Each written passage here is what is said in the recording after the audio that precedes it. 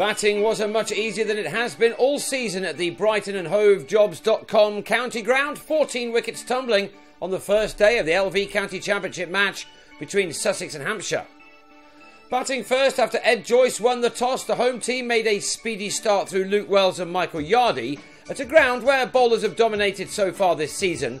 Fidel Edwards and Jackson Bird both delivered fairly expensive opening spells as 47 runs were taken off the first 8 overs of the match. So on came Gareth Berg, and with his fourth delivery of the game, Wells followed a ball he could have left alone and edged to James Vince. In spite of that loss, the runs continued to flow, now off the bats of Yardie and Matt Machin. How quickly the attitude to four-day cricket has changed. There was no getting heads down, but making the most of every opportunity to score, and after only an hour of this game, Sussex had already posted 72 runs on the board.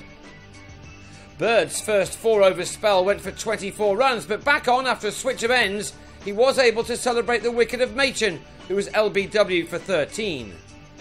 Sussex found themselves on 86 for 3 when Yardie edged Berg to Will Smith after making a speedy 41. And then Joyce, fresh from his record-breaking exploits for Ireland, went in a similar way. Vince with the catch this time as Sussex slipped to 87 for 4.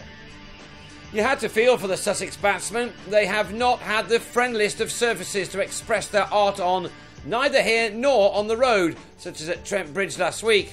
So an awful lot of credit has to go to Chris Nash and Luke Wright, who counter-attacked, first before lunch, which was taken with their team on 125 for 4.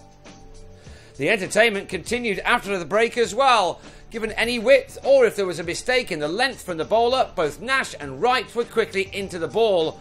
Both struck the cherry very sweetly, and before too long they were developing a serious partnership, the kind of which was not seen in the last 4-day game here when Sussex sneaked past Warwickshire. Indeed, this pair were able to add 115 runs in 24 overs to put Sussex in the box seat very early on in the piece. Against Warwickshire there was some uneven bounce, whereas on this occasion, if the ball was dropped in too short, it sat up and asked to be hit. Wright hit this one from Vince into the pavilion balcony just after passing a 50 off 71 balls. But having pushed the total along to 202, Sussex then collapsed once Nash, on a season's best 48, also went after Vince, but picked out Sean Terry in the deep. It changed the day. Next ball, Wright, with 59 runs to his name, was the victim of uneven bounce. This ball from Danny Briggs spitting before catching the edge, which was held by Sean Irvine. The total read 211 for 7 when Ollie Robinson nicked a short ball from Berg into the hands of Irvine again. A wicket which brought in the 19-year-old first-class debutant Finn Hudson-Prentice. He would have enjoyed these moments as he worked the ball to leg for boundaries to start his career with a score of 15, made out of a total of 227, which is where Sussex were when Ben Brown chased a wide ball from Edwards and edged to Irvine in the slips. Hudson-Prentice top-edged a pull shot off Bird to offer Berg a regulation catch off a skyer, and the innings was all over at tea as Steve McGoffin was brilliantly held in the slips by Vince off Bird, who ended with 3 for 69. Sussex were all out for 251 and then watched Jimmy Adams and Terry begin Hampshire's reply in a solid fashion. Unlike the last game here, the new ball wasn't creating too many problems, and these two were able to knock off 28 runs in the first 8 overs of their response. But both openers were soon out. Adams was horribly unlucky, run out for 11 at the non-striker's end after Terry's firm drive was deflected onto the stumps by McGoffin. Terry then edged a ball from Robinson to Nash, who held on low down in the slips with a total on 44 for 2.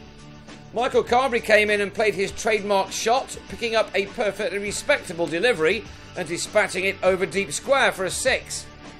But his innings was a short one. On 14, he edged one that moved away from him and left with his side on 81 for 3. Vince has had a poor start to this summer with the bat in a year when so much was expected of him, but he chose this day to return to his best form. Boosted by 3 catches and a rare first-class wicket, he now batted with authority. The total read 99 when he lost Will Smith at the other end, the informed batsman making 7 before being trapped in front by Robinson. Vince, though, survived to the close, and this drive took him to a first 50 of the season. of 61 balls, that being his 9th boundary. He will go again on the second morning on 52, made out of his team's 116 for 4, which has Hampshire 135 runs behind after a day which brought us 367 runs and 14 wickets. Those visiting Hove this summer are certainly getting value for their money.